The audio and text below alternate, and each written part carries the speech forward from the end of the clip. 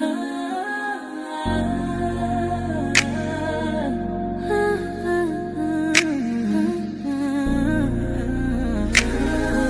your girl, Soft Rain. Real talk, no filter, no disguise. Every headline, I'm breaking it live. From the streets to the pressure of up top, we see it all, yeah, we connect the dots. Weekly rain, yeah, we run it down. Truth hit different when it wear a crown. No fluff, no cap, just facts in sight. Welcome to the weekly rain report. Let's get into it tonight.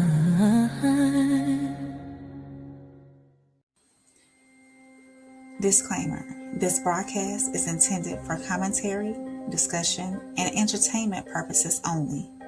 All topics and statements are based on publicly available information, including news reports, social media content, and third-party sources, which may include allegations or unverified claims. The views expressed are opinions and should not be interpreted as confirmed facts.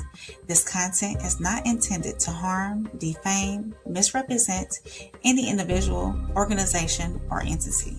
Viewer discretion is advised. So today on the Weekly Radar, 4 children are dead. Their mother and grandmother are also dead. And investigators now say these women believe they were protecting the children from alleged abuse. But what actually happened before 6 members of one family lost their lives? Were there signs? Were authorities ever contacted? We're putting that case under investigation. Then, what if you're 16 years old living in a foster care and the people you trust the most aren't technically considered your family? A new proposal could give some foster youth more power to decide who gets to legally stand beside them. That's in policy and pressure. In Wellness Watch, a man is being prepared or was being prepared for organ donation. His family says he was still showing signs of life. The procedure was stopped and he survived. Now, federal officials are asking serious questions about the system that was supposed to protect him.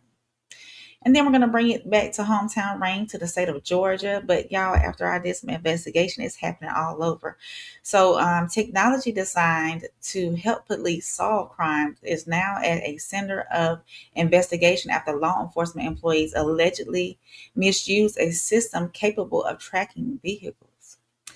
And then we're going to close it out with sports. The WNBA had itself a weekend, an ejection, a white privilege accusation. Caitlin Clark nearly suspended, then unsuspended. It's a lot. So we'll sort through that, and then we'll have some fun doing it. So I am Rain. This is the Weekly Radar. So let's get into it.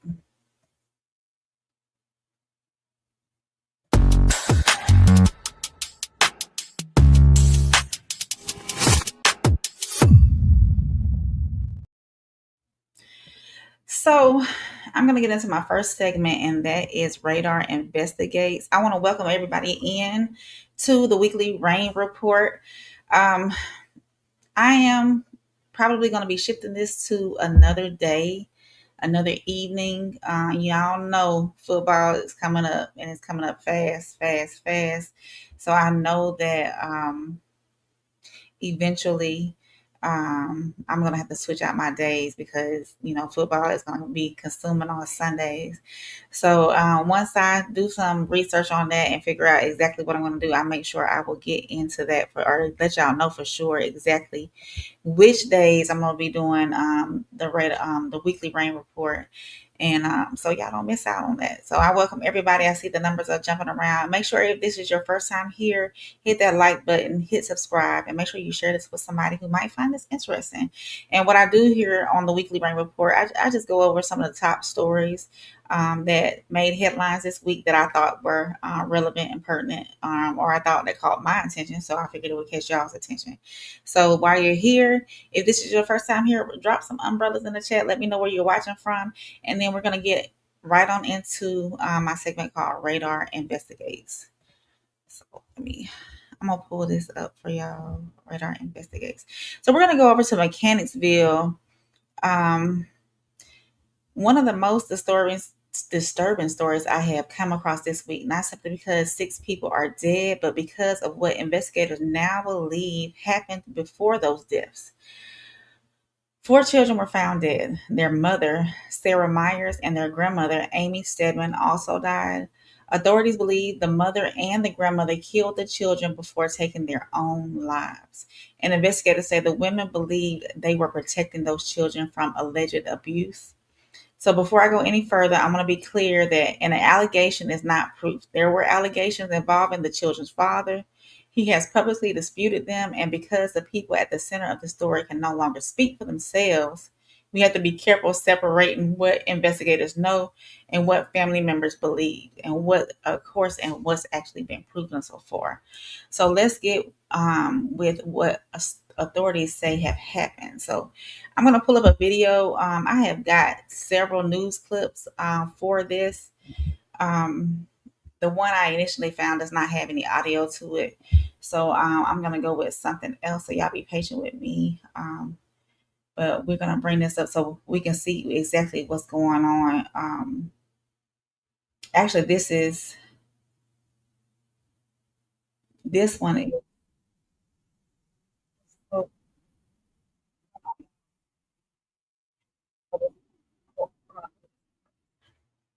And I'm going to pause play and, of course, throw some of my thoughts into it as well. So let's get into it. We're going to bring this up like that. And this is coming from WRGB in Albany. So we're going to listen in, y'all. CBS 6 News starts now. We should remember Harper, Hudson, Gavin, and Graceland Harmon simply not for how they died, but because they were children with families, friends, interests, and futures that should never be taken. Chilling new details revealed today about the deaths of 6 people in Mechanicville back in June. Good afternoon, everyone. I'm Tom Bosco. It's a case that has horrified the region and gotten the attention of the nation as well. We are here live in Mechanicville, where we just heard from the police chief a short time ago with an update on this case. Now, William Rabbit describing what his investigation discovered and found in the wake of the discovery of the bodies on June 23rd of the deaths of the 4 children, their mother, and their grandmother. That all happened in an apartment here in Mechanicville. A wellness check requested that by a neighbor led to the findings of the bodies of the 4 kids: Harper, Hudson, Gavin, and Graceland, their mother, Sarah Myers, and grandmother, Amy Stedman. They were also found there dead as well. We now know that their deaths came on June 10th, 13 days before those bodies were discovered in that apartment. Chief Rabbit says that Stedman and Myers used over-the-counter sleeping aids to drug the children. While toxicology has not been finalized and has not come back yet, the chief says that they do have enough information with the circumstantial evidence in the apartment to show that that is how the children were drugged. Further, they found electronic communications between Stedman and Myers, who were plotting and discussing the murders in real time. They coordinated and planned how they were going to murder those kids. Late that morning. Oh, y'all, that is so sad. So they used prescription drugs to unalive those children, and they plotted this whole thing out. This wasn't like some random day, like, oh, let's do this type deal. They plotted this. So let's listen in some more on what the police have to say. As the children failed to respond in the manner Stedman and Myers had anticipated, one of the messages stated, quote, "It's not working. We need another option," end quote. Those communications are important because they document far more than planning. They show that Stedman and Myers were communicating and coordinating while the murders were taking place. Oh, they planned this whole thing, y'all.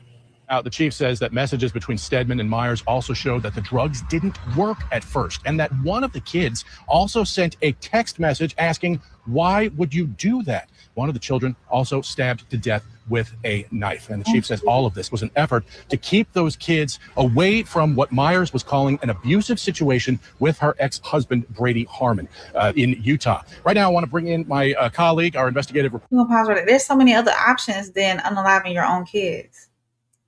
And the grandmother was in on it just to keep away from the father. It's got to be some more underlying parts of this other than abuse. So you want to unalive your kids because of the father's abuse. I'm not tracking. Reporter Brianna Sapardi, who has been really digging into this case. You, of course, were also at this press conference, and you heard what the chief said that Myers was alleging about Brady Harmon and an abusive situation. You talked to Brady Harmon just a short time ago. What did he have to say about all this? Well, he's absolutely horrified, like any parent would be, to hear what happened to his children. His children knew what was happening to them while, they were being poisoned. We know one of them, Gavin, he was stabbed. He had defensive wounds, so he knew what was going on as well. But learning how his children spent their final moments, he says it's truly going to haunt him for the rest of his life. Now, we know that one of the children, Gavin, was 10 years old. He died from being stabbed with a knife. The chief said that the child had defensive wounds. The others were poisoned, but the chief couldn't conclusively say with what, because the toxicology report isn't back yet. So this is what Brady Harmon had to say about what happened to his children. What's your reaction to hearing that happened, that they did that to your child? How scary it was. They also told me that Gavin was the one that was stabbed. Probably because he's probably the most defiant and like, hey, something's wrong. What's your reaction to what was said in the note? Alleging all this abuse way to protect the children. Yeah, it's a load of crap. I mean, you don't protect someone by harming someone. I mean, the delusions of the victim narrative that they want to keep on portraying, which there is none. Now, I also asked him about the welfare checks. We know police were called to do a welfare check at the family's apartment on June 13th and 17th. I'll have what he had to say about that coming up later tonight at 5. All right, we have been wondering, of course, since we learned about this tragedy back on June 20th. Yeah, this is so sad. So we're gonna break this down. Investigators say that this wasn't an impulsive moment. They believe that they were planning all of this. And when they looked into why, they found allegations tied to a custody dispute with claims that the children were being abused by their father. Again, all this is allegations. The father denies that, all those allegations. But investigators say the mother and grandmother believed the children were in danger. And that's where all this starts, because why would a mother do this? It's almost a too easy question, right? I want to know what happened before that point. Was there an active custody case, and had a judge already heard these claims? Had authorities, police, CPS, the courts been contacted about the alleged abuse? And if they had, what happened after? If these two women truly believe that these children were in immediate danger, we have to understand how they arrived at that conclusion that killing them somehow was like the only option left. So, of course, that doesn't make what happened understandable. It doesn't make it justified. There's no version of protecting a child that ends with taking a child's life. But we can't just stop and look at like, hey, these women were evil. If there were warning signs, repeated reports, court proceedings, if people knew this family was in crisis, those pieces matter too. This case also drops us into an ugly reality about custody disputes. Courts have to take abuse allegations seriously. They also have to determine whether these allegations are backed by evidence. You move too slowly and a child could stay in danger. You move too fast without proof, and a parent could lose their kids over something that's not true. In the middle of it always are children who don't have any control over it. They don't write their police reports. They don't sit in the custody hearings. Adults do. So one of the questions that I do keep coming back to, at what point does protection curdle into control? At what point does fear turn someone deciding they alone get the right ending? Because whatever these women believe, those children deserve to grow up to tell their own stories, and now they can't. So if you are catching this on the rewatch, let me know your take. If a parent genuinely believes their child is in immediate danger, do our courts and child protection systems move fast enough? And where should a parent turn when they feel like nobody's listening? Drop it in the chat. We're talking about a family that lost 6 people. We can debate the system without losing compassion for the system, for the victims, of course. We're going to listen in a little bit more before we move on to my next segment. How could this happen? Were there any warning signs that could have been able to prevent this and save the lives of those children? And last month, we took a deep dive into that case when we aired a 30-minute special, of course, 6 Lives, 1 Mystery. Yeah, and at that time, we believe the grandmother was responsible for the children's death. Today we have learned from investigators that both grandma and mom were responsible for the children's death. This is what the psychologist had to say back in July. For many, what police say happened inside this Mechanicville apartment defies easy explanation. I've never seen anything like this in 46 years. Forensic psychologist Dr. Jacqueline Bashkoff has conducted nearly 2,000 custody evaluations. She has witnessed marriages unravel, parents consumed by conflict, even people taking their own lives under the weight of custody battles. But never this. It's so deviant and so bizarre. Amy Stedman was described as loving, social, and devoted to her grandchildren. There had to be some kind of mental illness. It's just, there's no rationality to any of that. Bashkoff cautions she cannot diagnose someone she has never evaluated. There had to be some kind of extreme break with reality, some desperation, maybe a thought disorder, hearing voices or command hallucinations. I would want to rule out substance abuse. People's behaviors definitely exacerbate under the influence.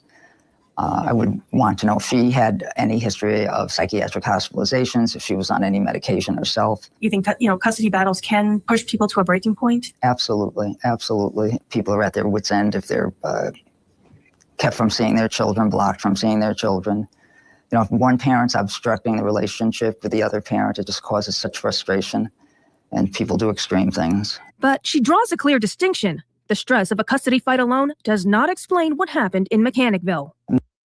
And I'm gonna stop right there because that just seems a little extreme to me. It just really that's tough to fathom. That the sole reason is to keep because of abuse allegations from the father. That's just tough, y'all. That's tough.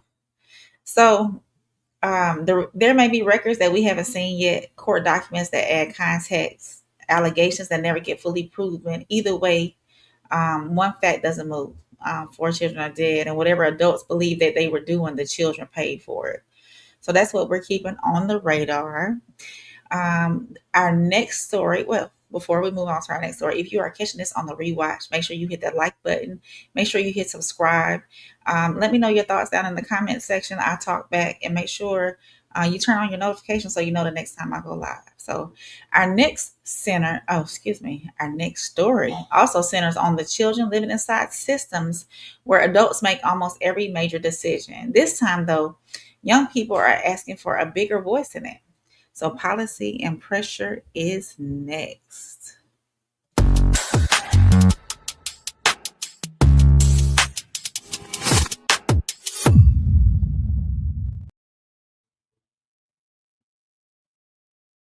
All right, y'all. So picture this. You're 16. You spent years in foster care, different homes, different social workers, placements that fell apart. But there's one teacher, one aunt, one coach, or a neighbor who's actually showing up for you. They answer the phone. They remember your birthday. They show up for graduation. And in your mind, that's family, right? Legally, they might not have no relationship to you at all. So a proposal in Washington is trying to change that. It's called the SOUL Act. And one of the most interesting parts of this story is that foster youth themselves help write it. So let's hear from one of the young people involved. So let me pull that up for y'all. I felt like this was interesting as well. Being that those foster kids could choose their own foster parent. Congress is set to take up a bill that would revolutionize the foster care system in Washington, D.C. The SOUL Act would allow foster youth to help define their own families without losing legal contact with their birth parents. It was designed by the very group that it seeks to serve, young people who grew up in the system. Alex Prochet spoke with them about living in foster care and how they hope to help reshape the future for others. This is a typical morning for KK. A clean tea, a splash of perfume, and she's out the door ready to start her day. She currently has a fellowship in Washington, D.C., advocating for children in foster care. So this will just help you set some goals. And at just 26 years old, she's already seen more than most. KK was born in D.C. and placed in the foster care system herself when she was just 8 years old. She says her mother, who was raising KK and her 4 sisters alone, just didn't have the resources to care for them. My mom did what she could. We all knew we was in poverty. Hold on, because I'm not about to cry on camera. I want to. I really don't want to cry. I don't want to get into heavy details on like what actually happened. She shuffled between foster care homes and relatives until she turned 16 and could advocate for herself. For KK, it was trial and error, figuring out her rights and speaking up as a teenager. She learned to demand that social workers include her in decisions about her own life. Y'all not about to walk over me like this about to be a team thing. You know, I was just speaking up for myself, like in advocacy role. Like I feel like I just always was an advocate for myself, for people, for things. Like, you know, I feel like I just always had that spirit in me. That spirit and her experience is what motivated her to team up with other current and former foster care youth to help make a difference for the next generation. They're going to think going down the line like, hey, they really did help me some way, somehow. They helped design the Support, Opportunity, Unity, and Legal Relationships Act. SOUL provides a legal framework to provide a support network around these young people. Known as the SOUL Act, it's a DC bill that would allow teens ages 16 and up to legally enlist guardians, blood relatives. Yeah. So now, what I like about the story is that it forces us to rethink what family really means in the eyes of the law. Normally, permanency in foster care means adoption, which can permanently change or end certain legal relationships. This proposal offers something else. For older foster youth, it could let them establish a legally recognized relationship with a trusted adult who's already been a part of their life, without automatically severing ties to their biological family. That adult doesn't have to be a relative. It could be a teacher, a coach, a mentor, whoever actually showed up. Now, I already hear some of you thinking, hold on, we're letting teenagers pick their own family now. And that's a fair question. There need to be screening, background checks, court oversight, and safeguards to confirm the adult is actually safe, of course. But to flip it around at 16, most kids know exactly who's showing up for them. So how much weight should that opinion carry? Maybe the real question isn't, should teenagers choose their family? Maybe it's, should teenagers get a meaningful voice naming the adults who've actually been acting like family? So that's a different question. And thousands of kids who age out of foster care every year without a safety net make it a pretty urgent one.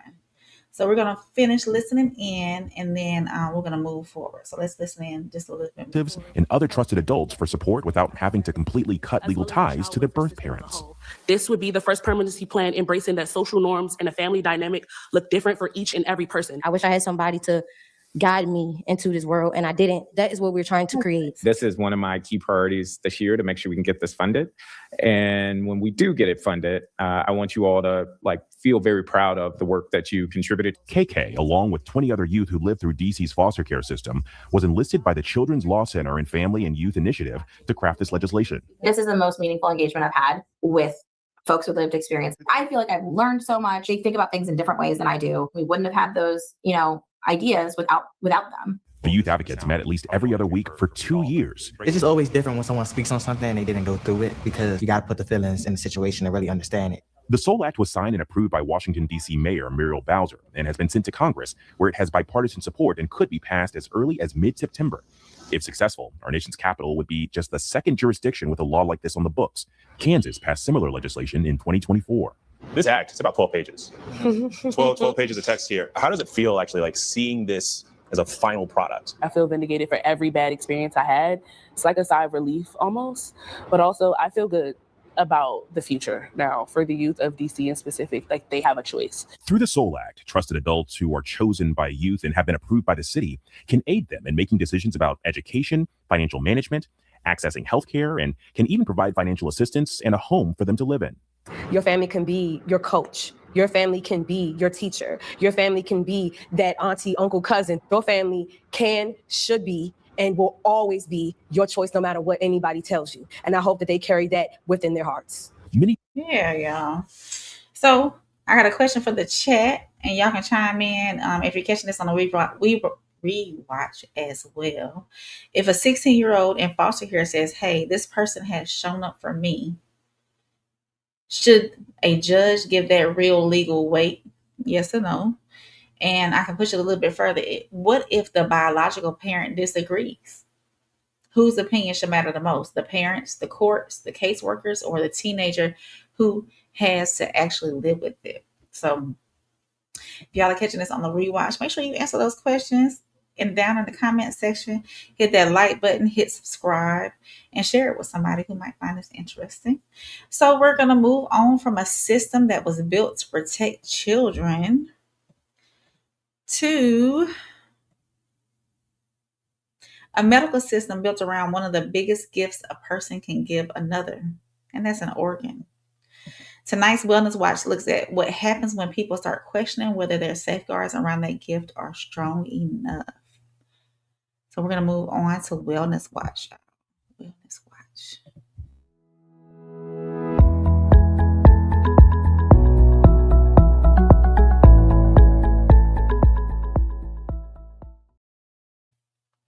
Let me put me back up on the screen. There we go. Wellness Watch. Whew. There has been an organ donation investigation. And if y'all are watching this, please drop your thoughts in the comments, because this right here really had my brain like, and had me thinking too, like, should I really be donating my organs? Or what? People who donate their organs, we'll get into it, y'all. We'll get into it. So organ donation saves lives. We know this. There are people alive right now because someone or someone's grieving family made that call. That matters. And I want to say that up front. It does matter. So, but organ donation runs something else too. Trust. It runs on trust. Families trust doctors. Patients trust hospitals. The public trusts the system. But one family story is putting some real pressure on that trust. TJ Hoover's family said he was being prepared for organ recovery. They say he was still showing signs of life. The procedure was stopped and he survived. So let's hear it from the family directly, y'all. Let me get the video pulled up so we can listen to the family directly. Let's see. Here it goes.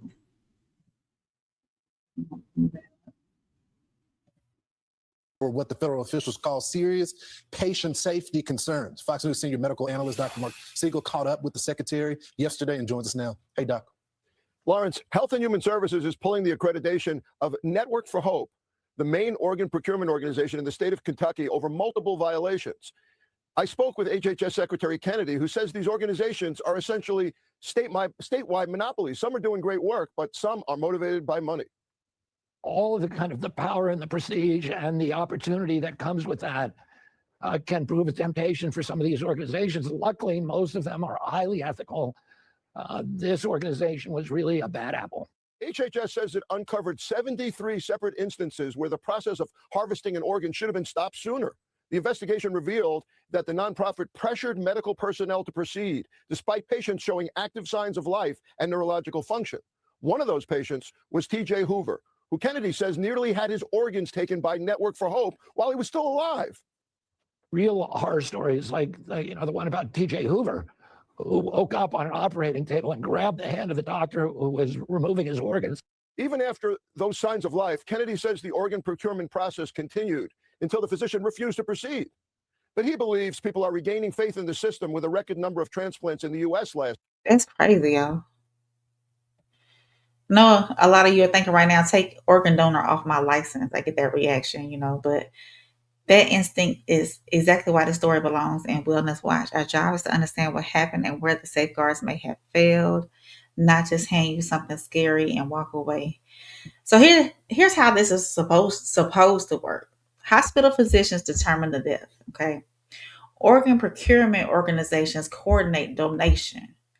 Transplant teams receive the organs. Those roles stay separate on purpose. You don't want people coordinating donation anywhere near the decision about whether someone's actually gone. Okay.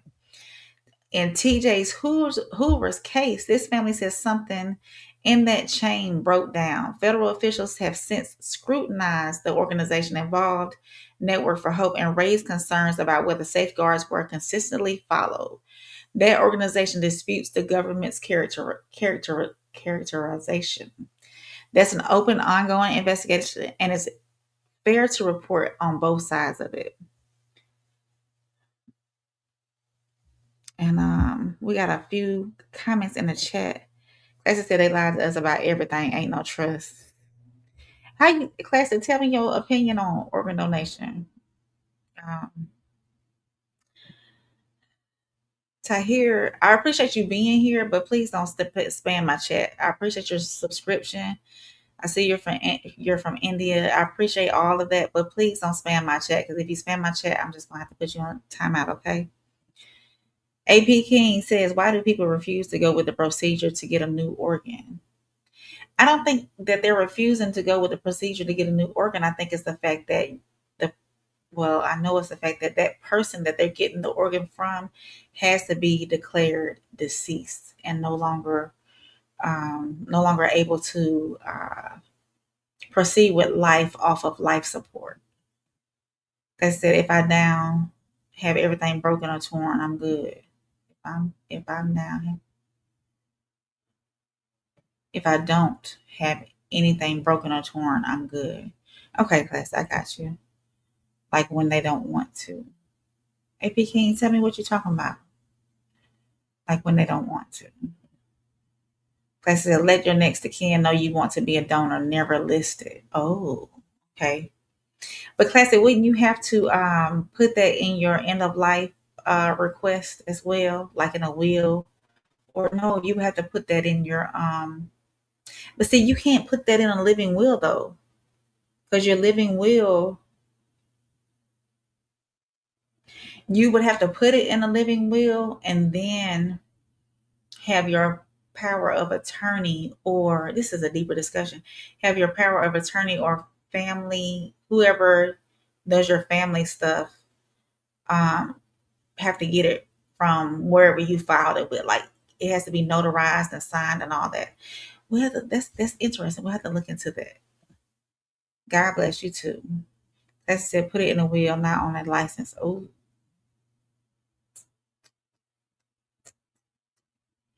I got you, classic. Like when they don't want a new organ and they just want to go. When they don't want to donate and they just want to pass on, then that would be their choice. That would be their choice. As I said, never listed under no conditions. I got you, classic. Then people will let you die. Definitely. I agree. I cannot disagree on that. So here's why it matters to you specifically. Nobody studies organ donation policy until they're sitting in a hospital hallway, exhausted and grieving, and somebody asks them about it. That's not the moment most people are prepared to ask 20 medical questions. So here are a few worth keeping in your back pocket. Who officially determined my loved one has died, and what criteria did they use? Has a second physician confirmed it? Who in this room works for the hospital and who works for the organ procurement organization? Those aren't like anti-donation questions. They're informed consent questions, and you can support organ donation while still demanding the system gets this right every single time.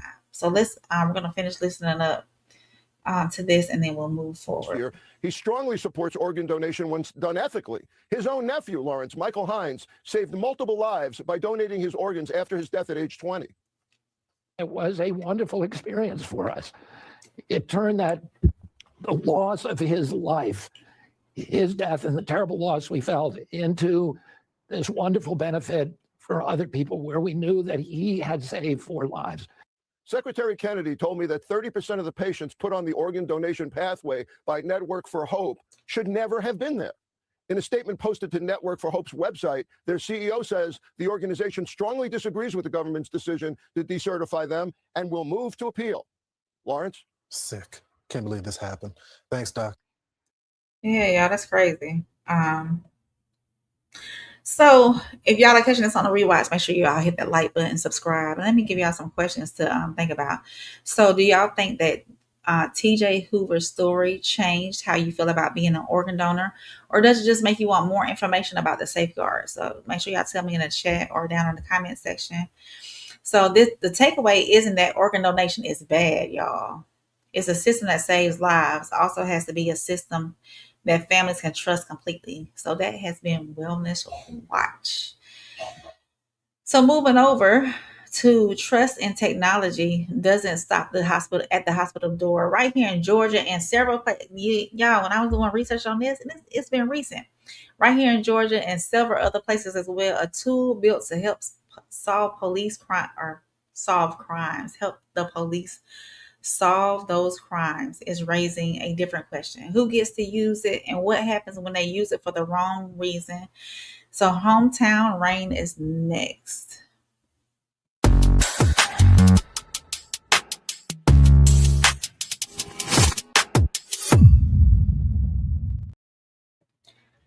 So Georgia flock camera misuse, and it's been misused in other places as well. Quick question. On your drive this week to work, the grocery store, picking up your kids, how many cameras do you think your car passed? You don't know, do you? Most of us don't. One system a lot of departments use is called flock safety. It's automated cameras that log license plates, and used properly is genuinely useful. Stolen vehicles, missing persons, suspect vehicles. It's helped departments solve real crimes. But the same tool they can find a suspect can also map out where an ordinary person's car has been. And that's the problem the moment access gets misused. In Savannah and several other states that we're going to see in just a few minutes, several police employees were fired following an investigation into alleged misuse of the flock system. Serious enough to get referred for independent investigation. So let's take a look at this ABC News report. Is it ABC? I think it's ABC. Yeah, ABC News report. Let's see. Here it goes, right here. A high-tech surveillance camera system used for tracking license plates. The technology has been hit with vandalism, lawsuits, and public protests in recent months, but supporters say it's vital to solving crimes. Here's ABC's Olivia Rubin. Tonight, 6 former Savannah Police Department employees are now under criminal investigation. They were recently fired for allegedly misusing these controversial surveillance cameras made by the company Flock. Totally honest, I'm disappointed. I'm pissed off about it. The high-tech AI-powered cameras read license plates and store that data for police departments to use. Over 120,000 now deployed nationwide. But backlash growing amid reports of misuse. Dozens of officers now charged or accused of using the technology inappropriately, including stalking. According to the Washington Post, this North Carolina police officer arrested for allegedly using it to track her boyfriend's ex-wife. That's what bothers me the most, that the people that use this stuff for personal gain. Critics also calling these cameras an invasion of privacy. Some are being vandalized in acts of protest. In Texas, this camera cut in half. And in Minnesota, a man posting these videos of himself covering the cameras with tape. But Flock says their cameras help law enforcement stop crimes, and some agree. They have assisted our officers in solving numerous crimes. That power on display after the Brown University shooting. The technology helping track down the gunman who went on the run after opening fire, killing 2 students and injuring 9 others. And Rachel, Flock saying criminal acts like vandalism have no place here, even as people continue to voice their opinions in this ever-growing debate about individual privacy versus public safety. Rachel. Okay. Yeah, y'all. So while I was looking through trying to find some more information on this, there were some other states as well that that I saw.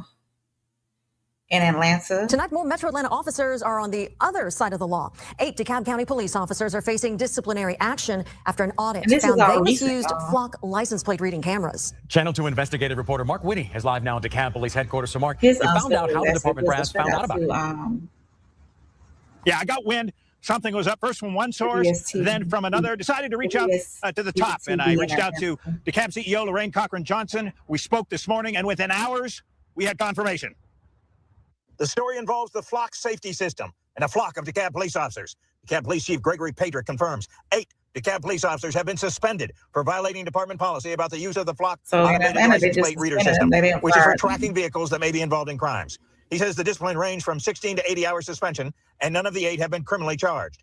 The chief told us internal investigations determined 5 officers used the Flock system to track vehicles without any legitimate law enforcement purpose, for personal reasons. For instance, tracking someone involved in a personal relationship with an officer. But Chief Pedrick said 3 of the 8 violations involved searches supported by a legitimate law enforcement purpose, but conducted without following the department's required procedures or... So they just, like in this instance in Atlanta, he's saying that they just didn't report it correctly when they were using it.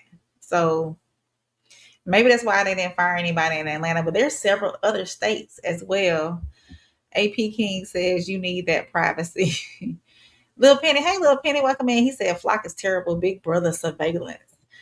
Penny said police in multiple states have been abusing it from jump. Yeah, and that's what I was like. Okay, so when I was trying to find a story for, hometown rain, I'm in the state of Georgia. So I usually try to find something close to or in my city or close to my city. I was looking and I was like, okay, let me see what's going on with these Flock cameras. And then all these other states started popping up. And I was like, whoa, it's not just Georgia, it's everywhere. Everybody is misusing it.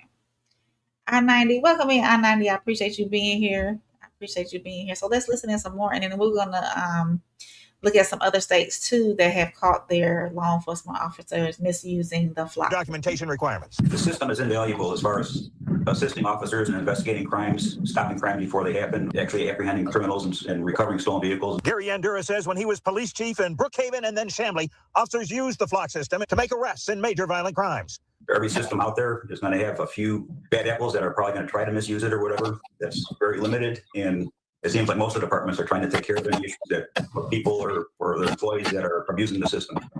An email from DeKalb County Chief Communications Officer DeJonai Smith says, since January 1, 2026, the DeKalb County Police Department has used the Flock audit tool to strengthen oversight of access to the Flock Automatic License Plate Reader, ALPR database. The department conducts a comprehensive audit of system usage every 2 weeks to review user activity, identify potential misuse, and ensure compliance with department policy. The email says between January 1, 2026 and July 24, 2026, department personnel conducted 53,276 searches within the Flock ALPR system. It says the department, quote, continues to strengthen its internal policy governing the use of the Flock ALPR system, adding specificity around authorized use and documentation requirements to reinforce accountability going forward. So this afternoon... Well, I mean, it's like they're staying on top of it with the audit, but what are the police actually doing with it? AP King said other states are probably following Operation Slowdown. Oh, okay. I-90 said, Rain, okay. Thank you for your service. It's more to the Flock story. These are very small statistics, just saying. Inbox me on Instagram and tell me those the more story to the Flock story. Penny said it's been big and sexist, and the crazy part is it started from a private company. We don't like red light cameras, but we need Flock. Come on. And red light camera got me a couple times here over the last years. I ain't gonna lie to you. But yeah, let me there's another there were some other states that came up as well. So let me see. Hold on. Savannah, officer accused. I wanted to News Nation. Let's listen at this one right here. Let's see what it says. I think they got enough eyes out on all of us, and I think they could just take that down. It wouldn't bother me a bit. All I'm asking is let's pump the brakes, because I don't think a lot of people understand data. None of you can guarantee there won't be a security break. Flock's cameras make it easier than ever to search for citizens' movements without a warrant. The biggest concern was who has access to the information, to the data. Since we first told you about Flock surveillance cameras a few weeks ago, the anti-Flock movement has exploded. Get the Flock out is what it's called. It's exploded all across the country. People are spray painting them, tearing them down, demanding they be removed. Initially, these cameras were sold as crime-fighting tools to help police catch kidnappers and track stolen cars. And they do that. Just this morning, police in California were able to catch an alleged kidnapper using Flock cameras to locate the suspect. Happened also in Atlanta last week. Critics argue the real danger isn't just the technology, of course, it's who has access to it. Every time your car passes one of these flock cameras that logs your license plate and creates a record of where you've been. That record sticks around for at least 30 days. There are already over 120,000 flock cameras around the country. But some police officers have begun misusing the technology. Just this week, the Washington Post reported that number is at least 50 and growing. This week in Mooresville, North Carolina, just north of Charlotte, a female officer. Well, we already saw her, but so I don't know, y'all. Let's see. Maybe he said we need to figure out what company is making them and what they're gonna do if they find us. I-90 West said, I was in Dallas for the Noble Conference, National Organization of Black Law Enforcement Executives. It made the news down here. Did you hear about it?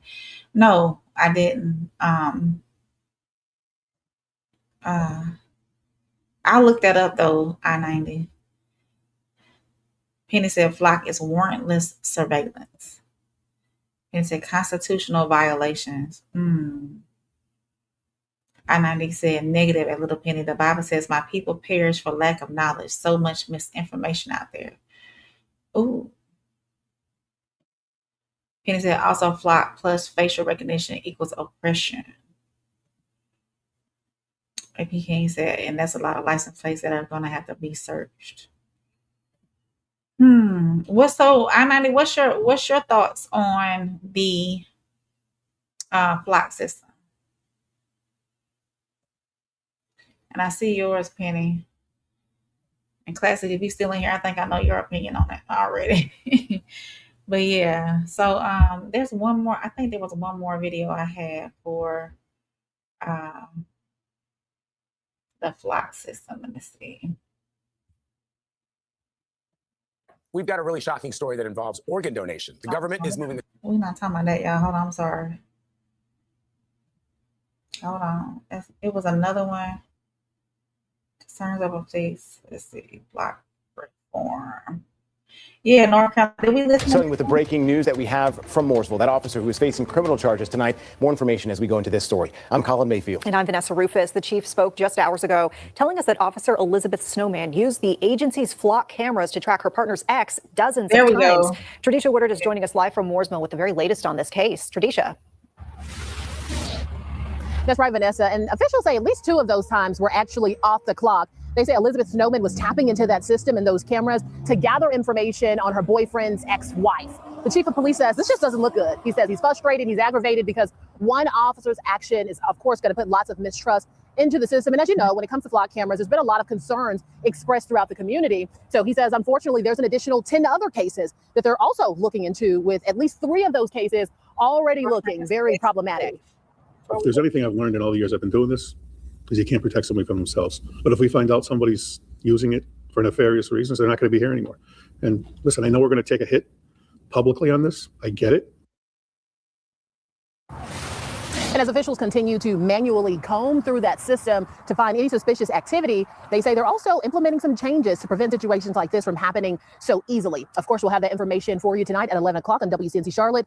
As for now, I'm Tradisha Woodard reporting live in Mooresville.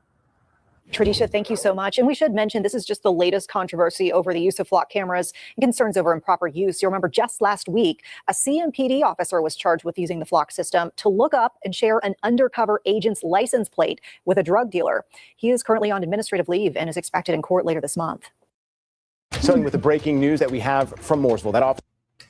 So y'all, what I-90, what is your take on since you're a law enforcement officer, what is your take on the flock system and its uses? Oh, there you go. Do I agree with it? It depends. I'm in New York, so every state doesn't have it. People who use it inappropriately, to include the police, need to be held accountable. There's bad people at every job. Okay, I agree. Penny said flock is the equivalent to CCTV overseas. AP King said officers may be going AWOL to find people, just something I came up with. Okay then, AP King, I see you. Yeah, y'all. So so this, of course, we just saw that this is not only a Savannah story. Other Georgia departments and all over the nation have faced similar questions about license plate reader misuse. And this isn't just some far off surveillance debate. The cameras are already up. The question is, what rules govern them? To be fair, the departments, there are real reasons why they want this technology: a missing kid, a stolen car, a partial plate from a violent crime scene. Most people will want investigators using every lawful tool available in that moment. So, but we got to flip it as well. What if an officer runs a plate on an ex, just like we saw in North Carolina, a neighbor that they don't like, a journalist covering their department? So that's where it gets uncomfortable, because the database tracking where cars have been is genuinely a powerful thing to have unsupervised access to. So is every search logged? Does a supervisor review them? Does an officer need a case number to run a plate? Does the system flag anything unusual on its own? If police departments want public to accept more of this technology, the public should get more accountability in return and not less. So let's see what other comments we have. I-90 said, just like every police officer isn't a black police officer, but there's been, just like every police officer isn't a black police officer, but there's been numerous cases. I suggest otherwise. That's not the totality of the police officers, though it might. I think autocorrect got on you, but I think I understand what you're saying. Penny said, too much power for one group or person. There we go. I-90 said, just like there's been numerous cases of unnecessary use of force for police officers, I'm not going to defend that, but it doesn't speak for the totality of the police officers in the United States. And did Trump even sign for flock cameras to be used? I don't think AB King. I don't think he doesn't have to, because it's probably state and local, because you got federal, you got state, you got local jurisdiction like that. Penny said rules are never static; they are bent and formed to fit narratives. That's why the Supreme Court interprets. Bad. Okay. Oh yeah, I got you. I-90 and laws. The rules and laws are never static. Okay, I got you. Flock is not federal. No, is it state or more so local? I-90. I'm not for certain on that. So AP King. So Trump wouldn't have anything to do with the flock questions. Flock cameras. So a chat question: would you support flock cameras in your neighborhood if they help solve crimes? Would you still support them knowing an officer could search your plate without you ever finding out? And should you be able to request a record of every time your own plates have been searched? Technology isn't automatically good or bad. It's a tool. The real question is who's using it and why, and who's holding them accountable when they don't. So that's been Hometown Rain. If y'all are catching this on the rewatch, make sure y'all hit that like button. Make sure you subscribe and let me know your thoughts down in the comment section. I'll talk back. So tonight, or this afternoon, y'all, I'm used to doing this in the evening. I'm used to doing this in the evening. So today, I've covered a family tragedy, a man who nearly lost his life to a paperwork failure, and cops running plates on people that had no business running. It's been a heavy night, so let's close it out the way every good newscast should, with grown adults in a professional basketball league arguing like it's a family group chat. Let's get on over to the WNBA drama. Let's go over that way to Beyond the Sport.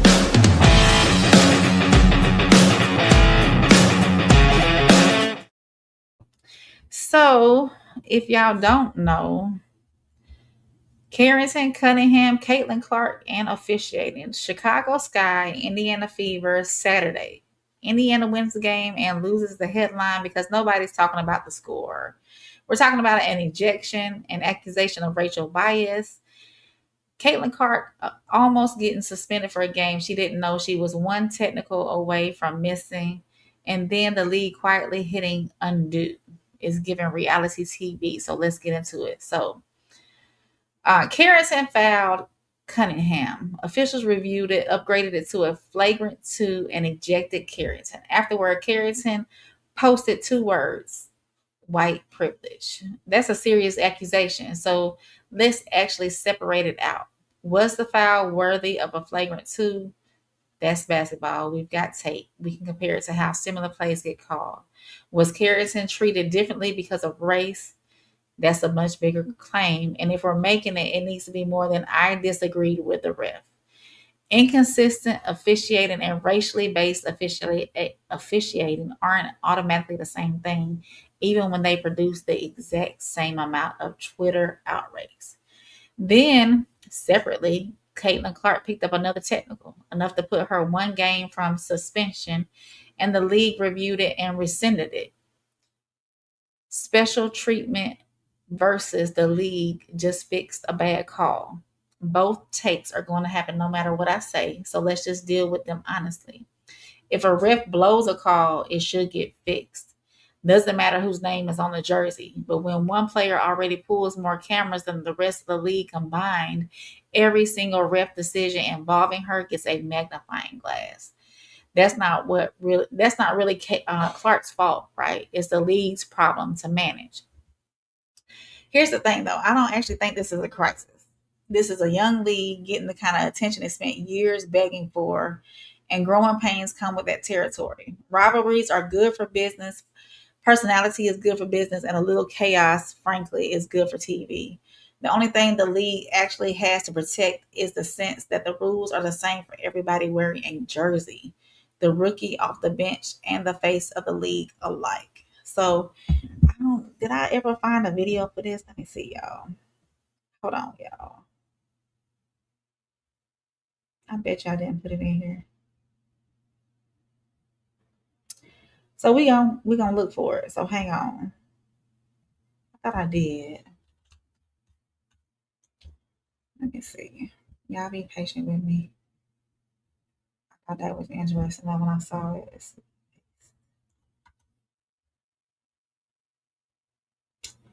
I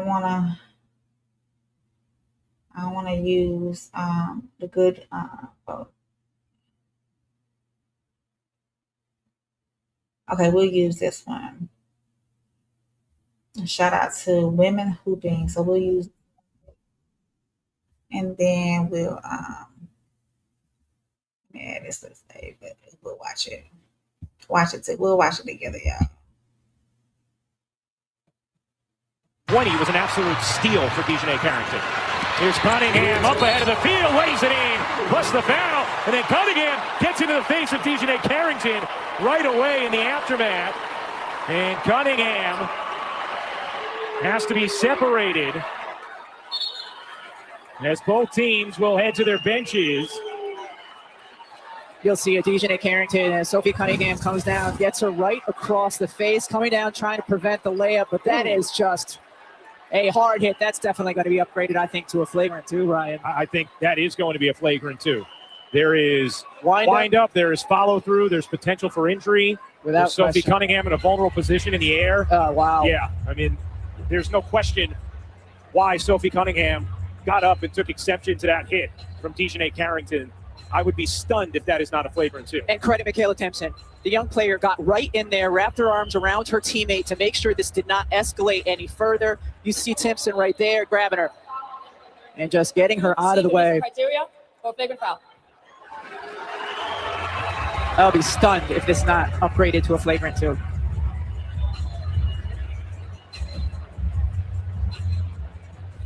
There is wind up, there is follow through, there is contact to the above the shoulders, it's to the head there.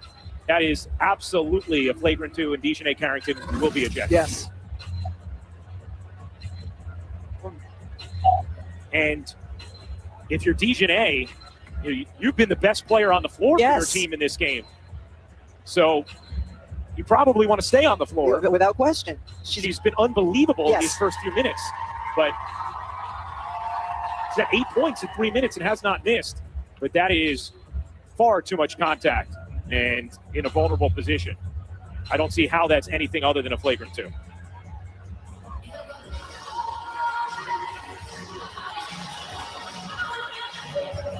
Let me keep you singing. Oh, so precious. And you can see Sophie immediately taking exception. Let's go.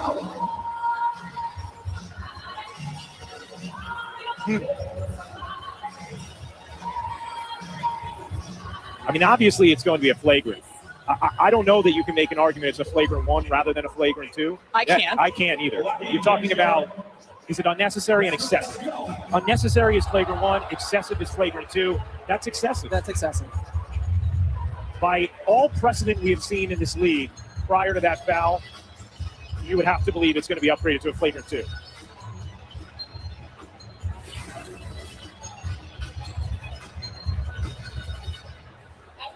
The defensive foul on DiJonai Carrington has been upgraded to a flagrant foul penalty 2. Since there's wind-up, impact, and follow-through, high potential for injury, players in a vulnerable position. Since the basket was successful, Sophie Cunningham will receive 2 free throws to make 1. And Indiana will retain possession of the ball at the free throw line extended with 24. Hey, I didn't know what lip gloss she uses. Yeah. Because that lip gloss is popping. And she been out there playing ball. Wait, y'all. I know this is like not. Watch this, y'all. See, look. You see, y'all see that? She still got full lip gloss on. I need to know what lip gloss she uses. So he got hit with a flagrant 2. I'm gonna come back to y'all's comments about the flock cameras at the very end before we close out. But since we're talking about the WNBA, we're gonna talk about the WNBA. Richard's got his eyes on. He's looking. Little Penny says WNBA is too fair weather with their judgments. Okay. AP King says, does WNBA still need money? I'm not for certain. Penny said, if they continue with putting drama over the league, they will. Richard said, good show. You had to have turned down ESPN or something. If they come with an offer, I might have to take them up on their offer. I-90 West says, some good topics today, Rain. I see you. Thank you, I-90. Thank you. Now, I-90 said, it's just a flagrant foul, nothing more. Mario said, hey, Rain. Hey, Mario. I appreciate you tapping in with me. Mighty. Appreciate you tapping in. Penny said the foul was intentional to stop the possession, but not a play on the ball. Okay. Penny said, Rain coming with the fire today. Yes, thank you. Thank you, Penny. I-90 said, God forbid basketball be physical. Shaking my head. Classic said, let's take race out of it, y'all. It was thrown in there, Classic. Penny said, WNBA players' egos are too big for the fragile system. They are trying to still get off the ground. As I said, it's just simply basketball. Really, the lip gloss. Yeah. Look, you can't deny it. I see it better on my screen than y'all can see on y'all screen. But yes, I need to know. She been out there playing ball. That was that was the first. So, I mean, it's lasting. Maybe she needs to reapply here and there. Class said DiJonai is too attractive to be lesbian. She needs to come on home. Classic. Man, Mighty said, I was thinking the same thing. Now, I-90 West said that lip gloss might be mixed with sweat, right? It could be. Penny said, no, Mighty, not you too. AP King, where you get that from? We have to figure that out. We have to do some research on that and bring that up on the next weekly rain report. So let's get over to, I did find a video on Caitlin too. So let me see. Hold on, y'all. I guess I didn't. Let's look at Caitlin. Let's do, because I didn't have this in my list, y'all. Usually I'm more prepared. I was up late last night. Let me see if I can find something on what Caitlin did. That's not ESPN. Okay, here's Caitlin's. Well, the Fever have been told this technical foul was for Caitlin Clark. And shout out to women hooping for that content as well. I'll put them in the description after I complete running into the official. Here's what happened. She lets go of the ball, spins off of her. I don't see in what world that contact rises to the level of a T. They are talking about it again at the end of the third quarter. And then again, the official Genesis Perryman talking with Indiana about it as we bring in Holly Rowe. Well, I saw the officials just huddle together to have a conversation. Mike Forsberg as the crew chief getting an explanation to what happened. And I saw the explanation that she thought there was extra contact with Caitlin's forearm here as they were explaining it. So we'll have to see. I will try to have a full report with the officials after the game. As I see Mai's coming over to talk to you guys right now, I'm sure she will explain to you at the moment.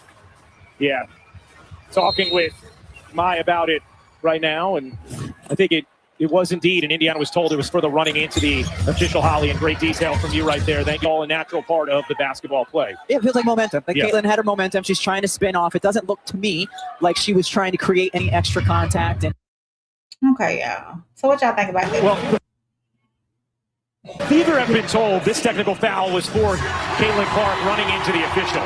Here's what happened. She lets go of the ball, spins off of her. I don't see in one. Yeah, so just now, okay. Penny said that Caitlin Clark foul was non-existent. The ref was just petty. The ref was just in the way. She was kind of close to the what you call it,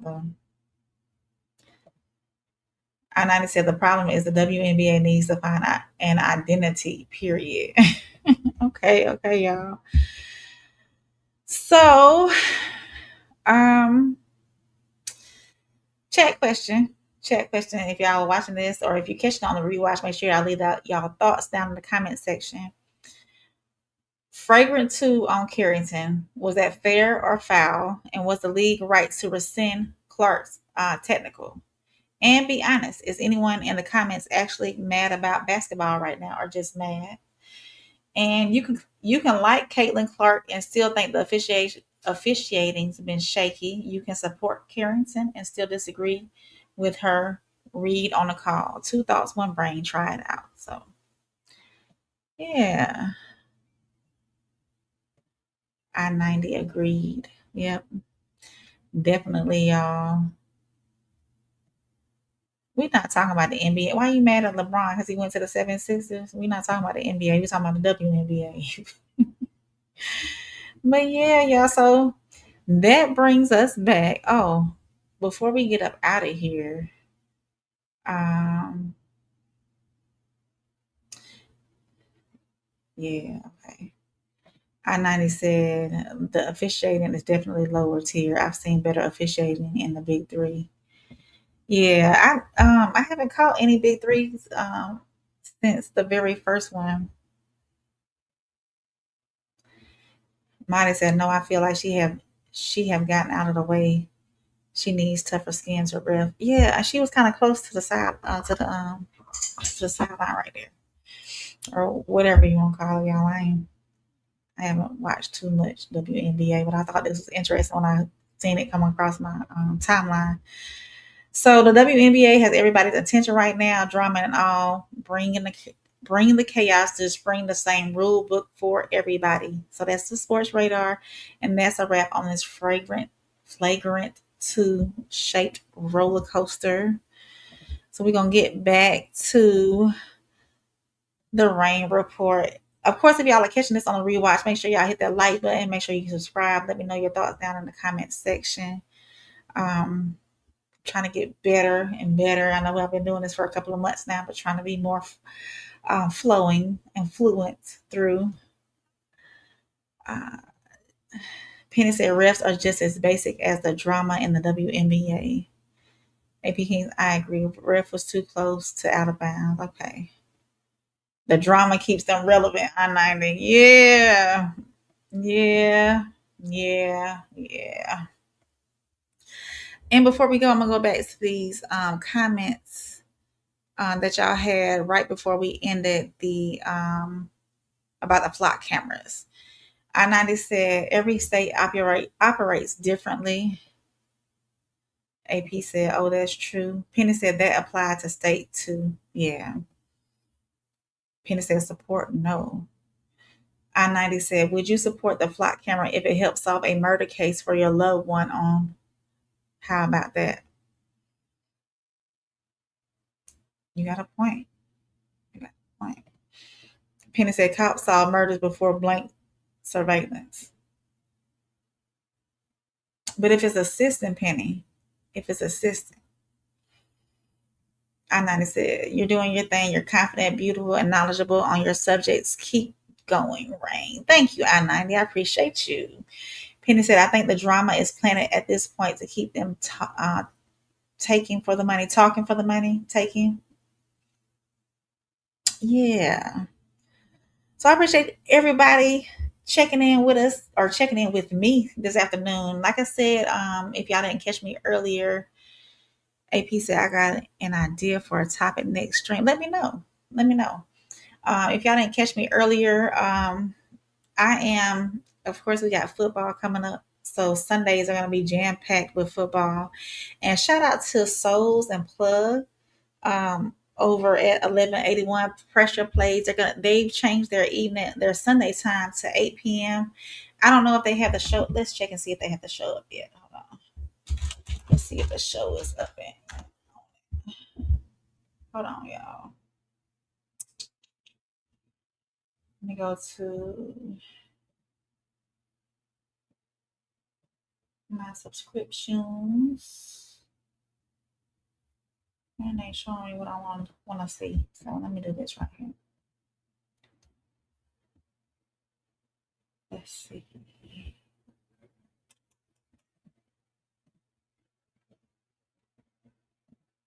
What's this channel? Live. So they don't have 1181 up yet as far as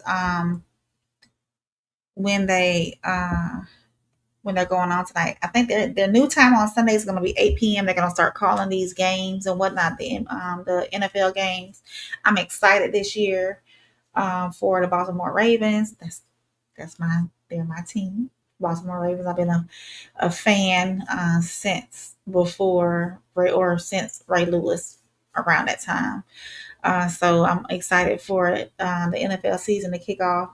But they have moved their show to 8 p.m. Central Time, if I'm not mistaken, on Sundays. And then Monday, they're going to be calling Mondays. They're going to be calling Monday Night Football. And then on Tuesdays and Wednesdays is when No Middleman is going to be moving to Tuesdays and Wednesdays. So we got some adjusting coming up. So y'all just stick around. Keep your notifications on. And I-90 said, I never got a notification. YouTube. And they do. I didn't get a notification this morning for Plug's show, his storytime show that he does. I didn't get a notification for that. And it was something else too as well. I didn't get a notification for. I think it was one of Classic shows. I didn't get a notification for either. So YouTube been acting crazy. And it does that every once in a while too, where you get notifications for some people, but then sometimes you don't get notifications for all your subscriptions or people that you have those notifications turned on for. I swear I never. Oh yeah, okay. AP said we can vlog that. I-90 said go Colts. Okay. AP said no hate, but the Colts suck. Oh, he done put on all caps, AP. Wait. They were the hottest team in the NFL before Daniel Jones tore his Achilles. What are you talking about? AP said no hate, I swear. I-90 said Jonathan Taylor was a second leading rusher in the NFL. AP, come on, bro. All right, I-90 and AP going back and forth about the Colts. So make sure y'all tap into the Raw Society Network as well. I'll pull that up on the screen so y'all can see it. And let me drop the link in the chat. Copy. There's the link for the Raw Society Network. And then on that page though, and I'll show y'all. I'll add it to the stage so y'all can see it. Oh, that's blurry, ain't it? There we go. But to me, that's blurry. Okay, so what we gonna do though? Let me see if I do it. Oh, there we go. Yeah, that makes it look better. Okay. So the Raw Society Network, make sure y'all go over there too as well. Make sure y'all hit the subscribe button. Make sure you turn on all notifications. Of course, you got Souls of Thought, Uncle Plug TV, and myself that you see there. The shows on the Raw Society Network are 1181 Pressure Plays. That's a sports show. No Middleman. Same soil, different roots, and playback and perspectives. And two, y'all, don't forget on Wednesday night, I already got it up. Wednesday night, 8 p.m. Is it going to be 8 p.m.? It don't say. You don't have. Oh, yeah. Oh, Wednesday night, 9:15 p.m. Central. Oh, no, Eastern. So 8:15 p.m. Central, Wednesday night. Time might change. I-90, we don't have merch just yet. No, AP. I gotta talk to you, AP. No, not yet. We're gonna be putting some merch out, and when we put that merch out, we'll let you know. But yeah, on Wednesday, playback and perspective is gonna be on Princess of the Row, y'all. This is a great movie. I have watched it all the way through. Make sure y'all go watch it. It is on right here on YouTube. All you have to do is type in Princess of the Row. But no, we AP, we took our store down for the time being, again, until we get some new merch in there. So I'll let y'all know whenever we get some new merch going in the store, though, for sure. We have to get it designed and everything else to get it up and rolling. But we'll make sure we do that. So Princess of the Row is our next playback and perspective show or movie. Make sure y'all go watch it. It is free right here on YouTube. It is a great show. So catch us Wednesday night, 9:15 Eastern, 8:15 Central, and the other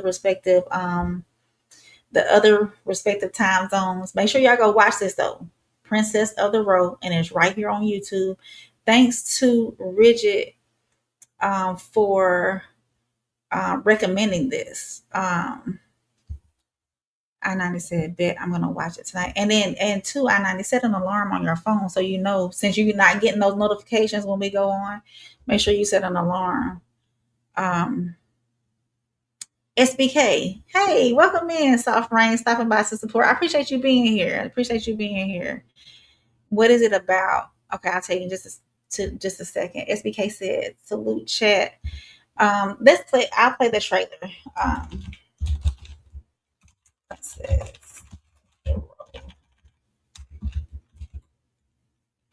I'll play the trailer right quick before we get up out of here. Official trailer. Which one do I need to?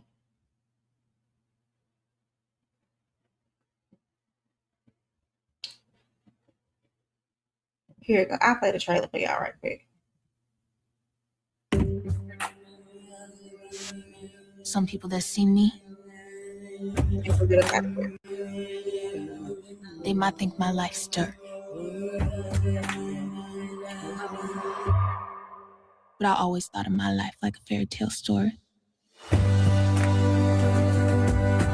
Don't you want a home?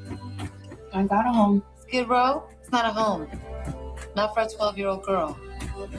Hello, Alicia. It's good to meet you. You said her father was ill? He suffered a traumatic brain injury while serving in Iraq. He has episodes, bad ones. Social services want to take you away from him. If nobody's looking out for your dad, he doesn't deserve that. Alicia!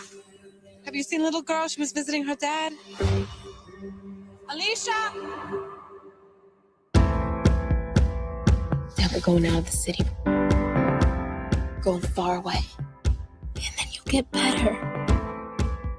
I like that dream. That's a good dream. We stick together. You and me. How does it feel to be forgotten? What do you want more than anything? I want to about this. You know, he's dangerous. He cannot take care of her. Dad! Dad! Get away from him! How does it feel to be Strong, resilient. These are the parts that you're made of. I think that you are very special.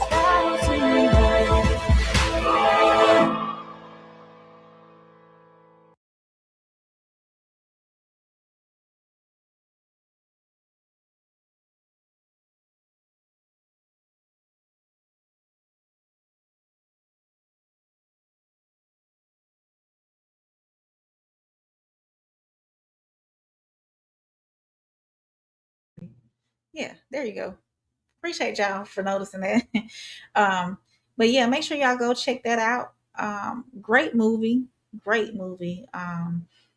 And get back with us on Wednesday night for Playback and Perspective with me and Souls. Um, I can't say enough about that movie. That was a great movie. And we'll break it down and we'll talk about it. And if y'all haven't done so already, if you haven't watched The Polygamist on Netflix, we did a 4 episode. We wrote down 4 episodes of Playback and Perspective. We wanted to go ahead and get done with it so we can move on to this great movie. So we did 10 episodes. The last show we did. So if y'all have not done that, go back and watch it and let us know your perspective on it as well. But that's all I got for y'all today. Make sure y'all check out Uncle Plug and Souls this evening for 1181 Pressure Plays, and tune in with us too on Monday night for Monday and Tuesday night for No Middleman. And yeah, that's how y'all week is looking this week. So 1181 Pressure Plays on this evening. If y'all did not catch Uncle Plug TV earlier this morning, he did his story time.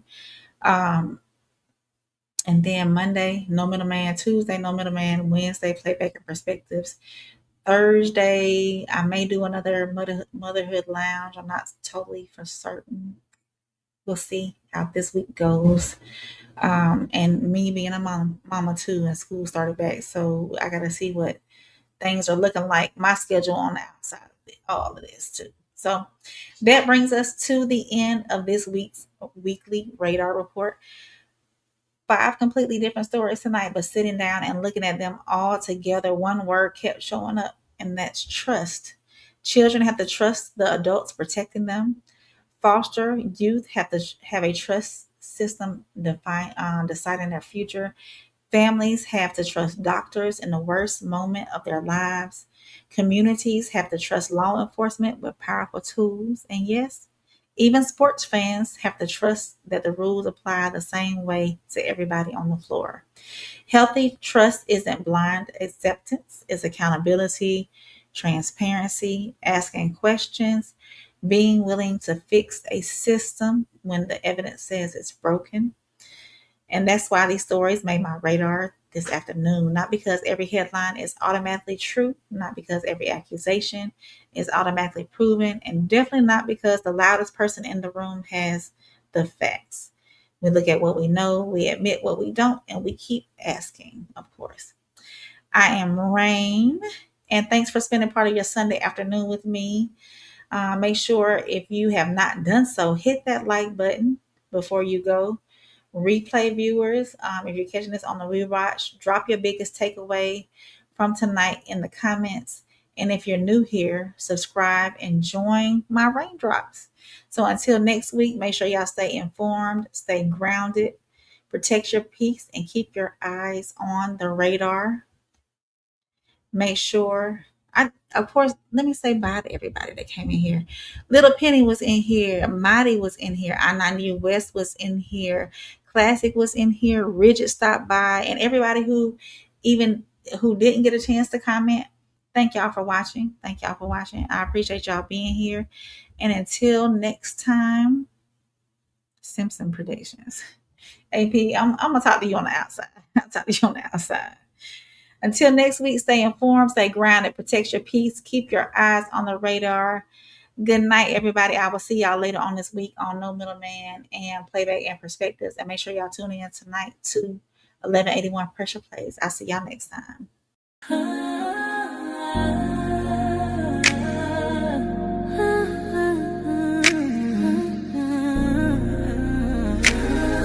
It's your girl, Soft Rain.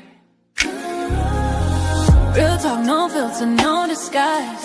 Every headline, I'm breaking it live. From the streets to the pressure up top. We see it all, yeah, we connect the dots. Weekly rain, yeah, we run it down. Truth hit different when it wear a crown. No fluff, no cap, just facts in sight. Welcome to the weekly rain report. Let's get into it tonight.